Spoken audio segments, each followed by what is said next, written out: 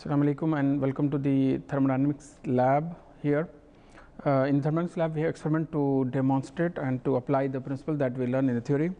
Beginning with the first experiment that we do is called first law of thermodynamics or energy balance experiment. Then we do calorimeter experiment in which we find the heat of combustion. Then you do Joule-Thomson experiment where you want to find out the Joule-Thomson coefficient of different gases. Expansion of ideal gases, and the last two experiments are vapor liquid equilibrium and the refrigeration.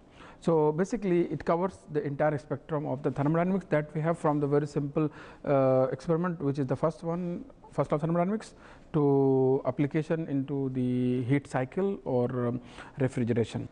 So this experiment is first law of thermodynamics or energy balance, as we just discussed now. In this experiment what do, you have a system on which you want to do some work. So as per the thermal law, the energy is conserved. That means it cannot be destroyed.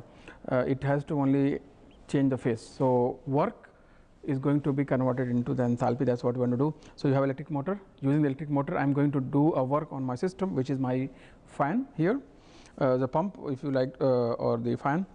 I am going to take the air from here and going to discharge here. So the first thing is how much is the inlet I am doing or input I am doing the work. So I need to measure how much is the electric motor is going to rotate the fan. Yeah, so fan speed I need to measure from here using tachometer. So if I know the speed as well as the torque, I can find out the W, the amount of work that I am going to do it. As a result of this work, the fluid which is going to pass through my fan, the temperature, there will be difference when temperature at the inlet and outlet, delta T will be there. Yeah, the more work you do, the more temperature it will be. So what we want to do is we want to start with a small amount of W, W1, W2, W3, go from the small, keep increasing gradually at delta W, and each one of the W you want to measure what is the inlet temperature, outlet temperature of your fluid, which is the air in this case. So that I will know that what is the delta H or increase in the enthalpy of my system as a result of work done by the electric motor. So what are the measurement I am doing? I am setting, using the electric motor, I am putting the amount of work that I want. To measure that one, I need to measure the tachometer speed, I need to take the temperature, I need to do that one. So temperature is here, I am doing that one. Along with that I need the torque. So torque and the speed is going to help me W, the inlet, and the delta T that I am measuring is going to give me the output, or the energy that is increase. Just increase different W amount of work. So that means you are increasing the torque and the speed accordingly, and you are going to plot the graph where you will see that whether they are equal or not, there is some loss or not. So the inlet and outlet temperature, inlet and outlet temperature, and you can see from there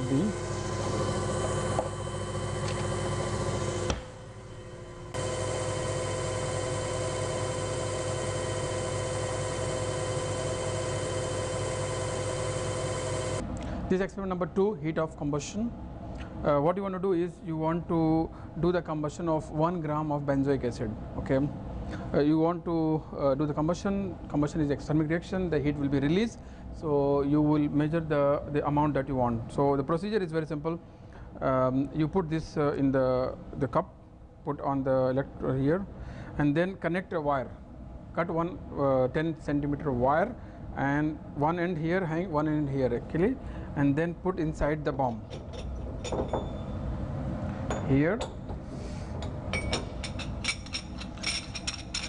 Then this bomb you put in this bucket. In this bucket you have water. So what I am going to do actually, when I am going to start the combustion, yeah, the heat will release. So this water which is going to surround this my bucket, it is going to absorb all the energy that is released because of the combustion. So the temperature will go up. So I have a thermometer here.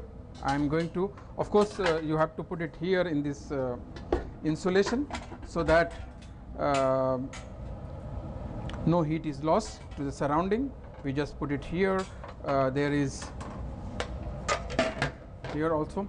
So this is jacket, just to make sure that there is no energy is lost from the bucket to outside. So all the combustion energy that you have going to get is going to be absorbed in the water. I am going to measure using my temperature thermometer here. What is the temperature increase? So to start the combustion, I need to flow oxygen, and then I am going to burn that the wire that I have cut it. So wire will burn, it will give us initially spark, and the combustion will start. And as a result of combustion starting, the temperature, the heat will be released, temperature of the water will start going up, and as it time goes, the more and more combustion will take place, and it will finally complete all the combustion. So all the energy will be transferred to the water, and that water temperature will reach to a steady, beyond which it is not going to change. So we are measuring from the room temperature when there is no reaction until it reaches to a final temperature, and then use the equation that we have in the manual to find out what is the heat of combustion or enthalpy of combustion of the benzoic acid. Of course, it's not going to be for 1 gram; it's going for the heat. Okay, so it's a simple experiment measurement. And one more time, you are just going to measure T with time. Okay, all other thing is like how much is the amount of sample you are using, 1 gram of benzoic acid, and that's it. This experiment is vapor liquid equilibrium. As the name suggests, you want to find out the x, y versus the T plot. So the temperature TBP temperature plot. So what you have here, I am going to put in my feed bottle here, the sample here holder. I am going to have different mixture of cyclohexane and heptane, and I am going to heat it to start seeing when the boiling point of the different sample is reached. So let's say I have 10%, 20%, 30%, 40% of cyclohexane in the heptane, and each one of these samples I am going to put it here one by one, and I am going to heat it at the same constant heat, and I am going to raise the temperature because of the heating to the boiling point, and I am going to see that when is the boiling happening and when is the first condenser, the vapor is condensed, and I am going to take a sample from the condenser. Of course, I know already the feed composition because I have already prepared 10, 20, 30, 40, 50% of the cyclohexane in heptane. Once the distillation or the vaporization of the sample takes place, whatever heavier fraction it will be left over here.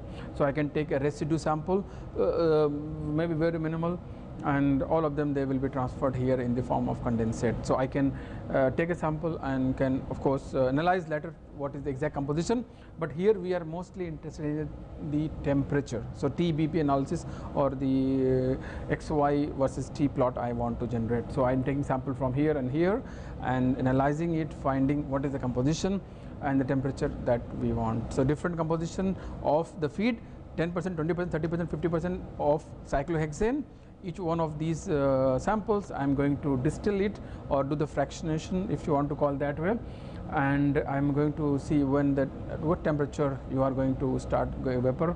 First drop is generating, I am taking the temperature there, and then so on. This experiment is Joule-Thomson coefficient of the gases. So when the gases flow, if they come in with obstruction, there is expansion of the gases. So here we have this sampling cylinder in which there is a obstruction at the center of the tube here. So what we are having is, we are having different gases here, CO2, nitrogen, any other inert gas, you can do helium and so on. You flow the gas from one end to the other end. Of course, you are applying basically, because of the obstruction, delta P. So the pressure gradient will be reflected here. The higher is the flow, of course, going to have more and more pressure drop. So what we want to do is, we want to start from a very small flow rate, and you want to increase flow rate. At every flow rate, you are going to measure what is the delta P across the obstruction, yeah, and what is the delta T, so inlet and outlet temperature, and then you can plot that one to find out the coefficient of that gas. So it can be one at a time for a gas. In the actual time when we do the experiment, we do nitrogen and CO2 and helium, 3 gases. So one gas connection at a time. I am flowing the gas here. From here I am checking what is the delta P, and I am checking here this one. The entire experiment you can finish very, very quickly, because just change the flow from here, measure the temperature, delta P here, temperature here. When you change, just wait for a minute maybe to reach to the steady state, and within half an hour you can complete this experiment. Okay, so this experiment is demonstration of the refrigeration process. So you have you have evaporator, and then you have condenser. So basically in the evaporator you are giving the energy, then the coolant, the refrigerant, which is in this case, it goes through the refrigeration cycle, the energy is then condensed here. So what kind of measurement or what kind of experiment that we want to do in this one, we want to see that what are the different phase changes and what are the temperature changes that occurs inside the refrigeration cycle from the evaporator until the condenser. So you can follow the flow from here. We have water using as a fluid here, coming, entering, getting inside this one, then you go out, going through the cycle here, refrigeration then comes here, and kind of. So you are using here a refrigerant which is under study. We want to find out what are the different temperature as it enters various cycles, various stages of the cycle. So what I am going to do is I am going to set what is the desired temperature I want to achieve using this refrigeration, because remember refrigeration is to provide the different temperatures that we want to do cooling. So I am going to put my set point temperature here. So right now it's 25, we are not yet switched on here. You can go up to any value lower than this, because of course the room temperature is 25, so it has to be lower than that. It can be maybe 20 degree, maybe 15 degree, maybe 10 degree, maybe 5 degree, or even less than that one. So once you set up this one, it is going to then start flowing the refrigerant. It's a closed cycle. So okay, so closed Carnot cycle, if you want to call that way.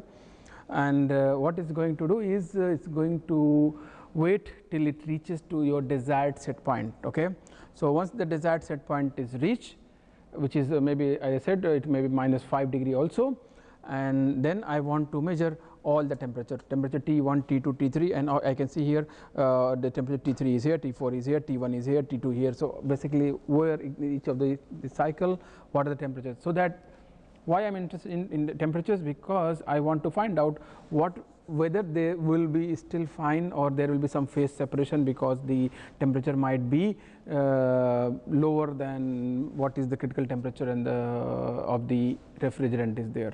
So the very simple experiment, first set up your desired cooling or what you want, set a set point, then let the system run it, reach a steady state. At a steady state, just record T1 to T8, all the 8 temperatures, what are the temperature values, that's it. And then plot the graph. The graph is already given to you in the manual. You can use that one to plot and see what are the different phases, where the enthalpy you can calculate for each one temperature, and you can know that this is still in the vapor phase, or there is a chance that it is going to breach the critical temperature and may go from the vapor phase to the liquid phase, and so on. Only one group per set point. So every group is going to only one set point. Every time when we do, we change the set point. So set point can be anything, as I said, lower than what is the room temperature we have. This experiment is the last experiment in the thermodynamics lab, which is the expansion of the ideal gas. So what you do, as the name suggests, you have ideal gas, you compress it to a known pressure, and then once you open it, there is delta P here. Why? Because this is open and this is at high pressure. So delta P, because of that there will be expansion of the gas. So we want to see what is the equilibrium pressure. So first I compress it to a desired pressure, then I open it and let it basically expand it and reach to equilibrium. So I measure the temperature pressure here and here. Just from small pressure go to a high pressure, just 4, 5, 6 different pressure values, and compress it, open the valve, let it reach equilibrium, and measure what is the initial pressure value and what is the equilibrium value. That's the only thing you want to do, and then you plot it and get the answer. Thank you.